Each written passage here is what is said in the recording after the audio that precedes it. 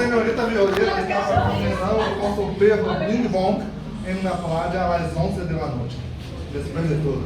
Esta vez era a única vez que podia caminhar com sua mascota, porque essa vez a playa estava deserta. Teria que hacer porque recentemente se criou uma lei que proíbe os perros na playa. Sin embargo, Bing Bong foi à playa todos os dias porque Violeta não estava de acordo com essa lei. E ela sempre saía com seu perro à playa por la noite sem preocupar.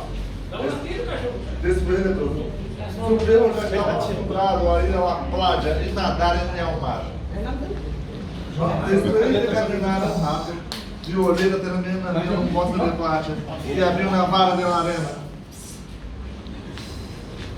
Y así se repite durante mucho tiempo. Pero en cierto momento, Violeta tira la vara con tanta fuerza que termina dentro del bosque de playa y el perro no regresa. Y la mujer comienza a preocuparse por su mascota. Que tenía ido de ir buscar su mascota.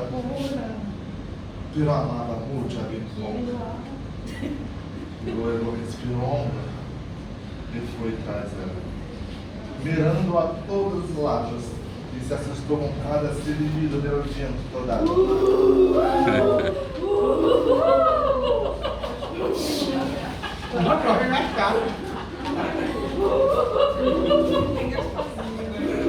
Quando de repente encontrou um caminito dentro do bosque de la playa.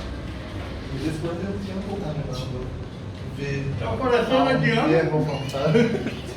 um viejo fantasma flutuando e com um Bing Bong em seus braços. E Violeta dá um grande grito e tenta escapar. Pero suas piernas não podem despegar do suelo porque o fantasma disse algo. Que o fantasma é tudo. Eu sou um cachorro, mesmo. É a primeira vez que eu vi um fantasma tendo medo de outro fantasma seria o fantasma.